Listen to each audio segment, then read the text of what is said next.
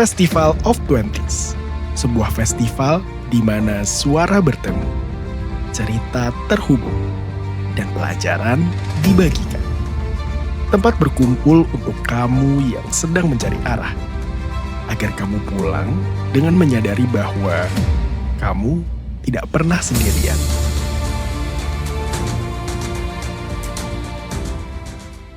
Halo teman-teman, selamat pagi semuanya. Oke, teman-teman, sebelum aku mulai bagi-bagi cerita dengan teman-teman semua, aku pengen nanya dulu nih, ada nggak sih dari teman-teman di sini yang mungkin pernah ngerasa salah jurusan? Oke, atau mungkin teman-teman nih kuliahnya di jurusan A, nggak taunya kerjanya di bidang B. Atau satu lagi nih ya, ada nggak dari teman-teman di sini yang sebenarnya dari hati terdalam tuh pengen banget pursuing karir di bidang yang nggak relate sama jurusannya? Ada? Ada. Oke, aku mau bilang teman-teman tenang aja karena fun fact-nya nih ya, 80% dari pekerja di Indonesia itu tuh ternyata bekerja nggak sesuai dengan jurusannya. Fakta ini tuh disampaikan sendiri oleh Pak Nadiem Makarim. Dan teman-teman, dari 80% tersebut, salah satunya adalah aku. Oke, perkenalkan namaku Ashifa Faradita. Biasa dipanggil Shiva, saat ini usiaku 23 tahun, masih sangat muda ya. 23 tahun saat ini kerjanya sebagai brand commercial strategist di salah satu IP company, IP karakter. Oke, boleh di next. Nah, kalau teman-teman tahu, aku tuh dulunya pernah jadi anak homeschooling, yang pengen banget jadi graphic design, nggak taunya kuliah di arkeologi, dan sekarang jadi brand commercial strategist. Dan aku mikir gini, memang bener ya hidup kadang sebercanda itu. Oke, next. Boleh di next lagi fotonya? Oh, oke, fotonya berarti nggak ke-load ya? Baik, nggak apa-apa. Jadi teman-teman ceritanya gini, seluruh perjalanan nano-nano aku tadi tuh nggak akan terjadi seperti itu, kalau dulu di usiaku yang ke-16 tahun tuh aku nggak mengambil satu keputusan besar. Ya, saat itu aku mutusin untuk keluar dari sekolah paling bergengsi di provinsiku dan memutuskan untuk jadi anak homeschooling.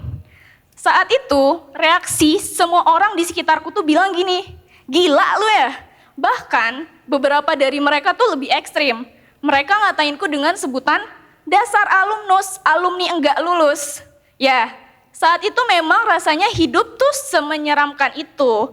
Karena aku juga nggak bisa jamin kalau di masa depan tuh aku bakal sukses atau aku bisa kerja. Tapi segala ejekan mereka tuh nggak bikin aku patah semangat.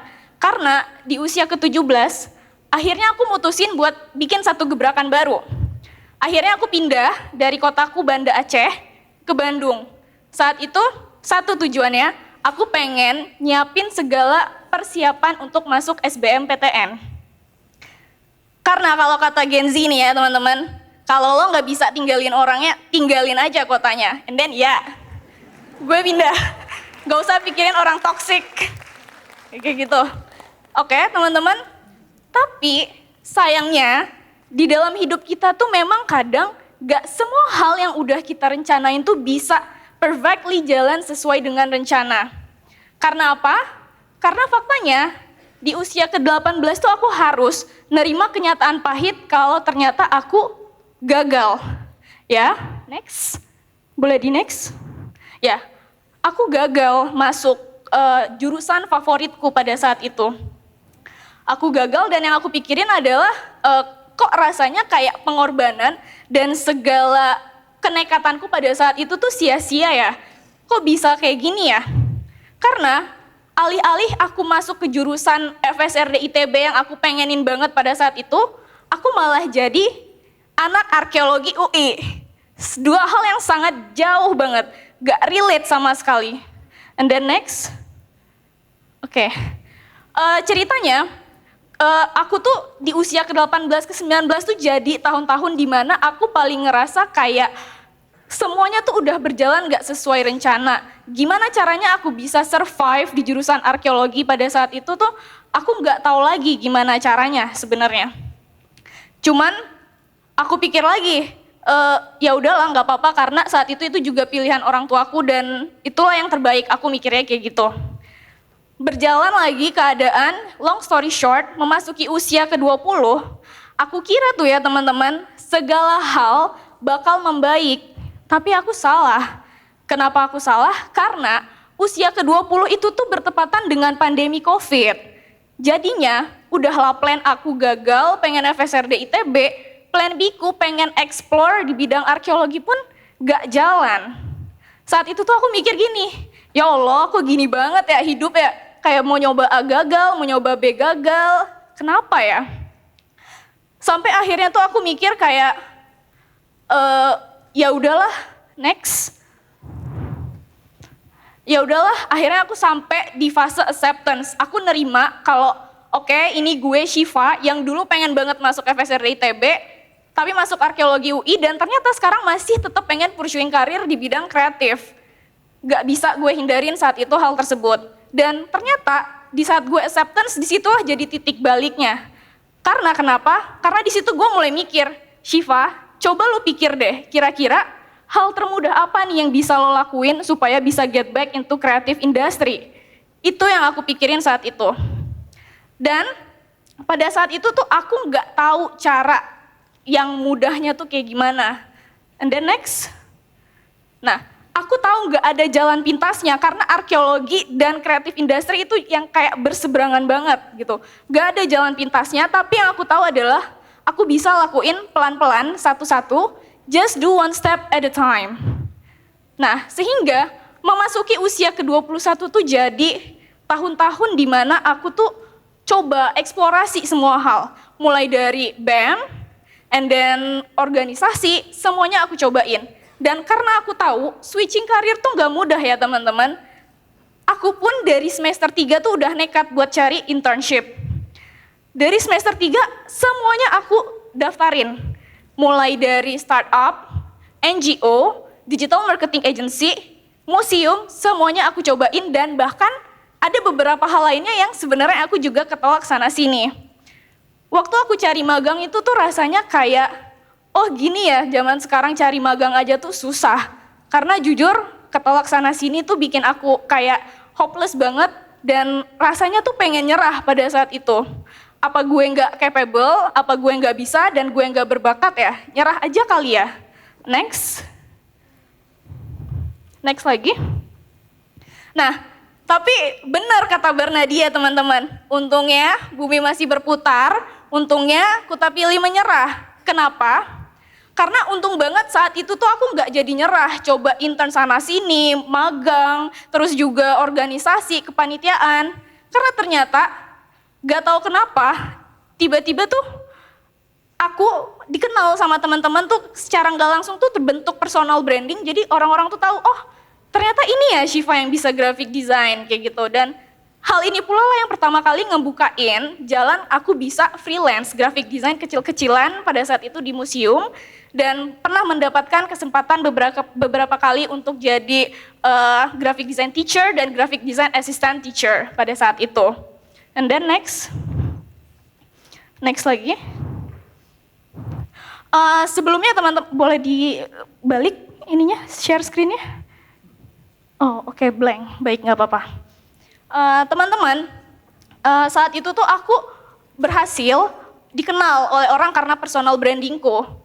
Tapi sebenarnya gongnya nggak di situ, karena gongnya akhirnya tuh aku berhasil keterima di salah satu the biggest company di creative agency yang ada di Indonesia, yang sebelumnya tuh aku udah pernah ketolak kayak gitu. Dan di situ tuh aku mulai mikir kalau oh ternyata kalau kita mau berproses, kalau kita mau berusaha, kita mau pelan-pelan, ternyata bisa kok kayak gitu. Dan gak cukup berhenti di situ karena ternyata kayak semesta tuh sama Tuhan tuh baik sama aku. Sejak saat itu tiba-tiba tuh temanku nelpon, dia nawarin gini, Syifa, lo mau nggak kerja di kantor gue? Terus aku nanya, kantor lo emangnya apa? Kantor gue, kantor IP company. Gue nggak tahu tuh saat itu IP company itu apa, kayak gitu kan. Kalau lo mau jadi content researcher, ya udah drop dulu CV portofolionya, nanti kalau emang cocok dipanggil administrasi, interview dan segala macamnya, kayak gitu. Oke, karena gue tahu cari kerja itu susah pada saat itu, ya why not, kita coba dulu aja. Gue kirim portofolio gue dan CV gue, dan ternyata cocok, kayak gitu. Ternyata sampai ke tahap interview dan semuanya selesai. At that time, waktu keterima tuh gue mikir gini, diambil nggak ya shift ya? Soalnya tuh kita nggak pernah ada di bidang ini tuh dengan secara mendetail. Aku galau karena aku merasa gini, udahlah dulu aku homeschooling, terus aku kuliah arkeologi, baru jadi graphic design bentar, masa switching lagi nih ke content researcher. Pada saat itu aku mikir gitu. Tapi setelah pertimbangan panjang dan aku mikir gini, kenapa nggak dicoba dulu aja? Kan masih sama-sama di creative industry.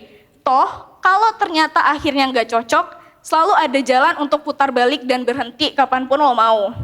Akhirnya, aku cobain, aku ambil opportunity-nya. Dan ternyata teman-teman, surprisingly, setelah aku menjalani opportunity tadi, semua hal-hal buruk yang aku takutin kayak aku nggak mampu, aku nggak bisa, itu tuh cuma ada di kepalaku doang. Karena aslinya semua berjalan dengan lancar. Semua berjalan dengan lancar dan amazingly aku tuh jadi tahu hal-hal yang sebelumnya aku nggak tahu tentang diriku. Kayak, oh ternyata seorang Ashifa itu tuh bisa loh bikin storytelling komik yang ketika udah diupload, di-like oleh 50.000 sampai 80.000 orang. Oh ternyata Ashifa itu bisa loh terlibat dalam international collaboration project, bisa berpikir strategik, dan good at project management. Tapi kalau saat itu aku nggak coba ngambil opportunity-nya, ya aku nggak bakal tahu. Dan uniknya lagi, under a year, atasanku tuh akhirnya mempercayaiku untuk mengerjakan pekerjaan yang lebih project based dibandingkan content based. Hingga disinilah aku hadir sini bersama teman-teman sebagai brand commercial strategist. Dan ini tuh tentunya role baru lagi gitu kan. Dan akan ada banyak hal yang bakal aku pelajari dan aku coba ke depannya. Tapi kalau ada yang tanya, Shiva, 5-10 tahun ke depan kamu mau jadi apa? Boleh di next? Aku mau bilang, maybe I'm not sure, but yang aku tahu adalah aku tuh tetap bikin plan, aku tuh tetap progressing, aku tetap upgrading my skill, dan aku tetap expanding my networking. Tapi kalau ditanya, outputnya apa? Siapa yang bisa jamin output kita di masa depan bakal jadi apa? Yang aku tahu adalah ya kita sekarang di usia 20-an, jangan takut untuk exploring, kayak gitu. Dan lesson learn-nya adalah, next, kalau ada kesempatan itu ya, kenapa nggak dicoba dulu aja? Fake it till you make it aja, belajar, dijalanin, dicobain gitu. Kalau emang nggak cocok, there's always a way untuk kita putar balik. Itu yang aku tahu, karena nih teman-teman, kadang dari yang aku pelajari ya, kesempatan itu tuh nggak datang 2 kali. Dan ketika kesempatan itu datang, dan disertai dengan kemauan kita, serta keberanian kita untuk keluar dari zona nyaman, kadang disitulah ada letaknya tuh keajaiban. Kayak gitu, itu yang aku pelajarin, and then, next. Nah, terakhir, aku mau bilang sama teman-teman, sometimes when you lose your way, maybe you're gonna find yourself. Thank you.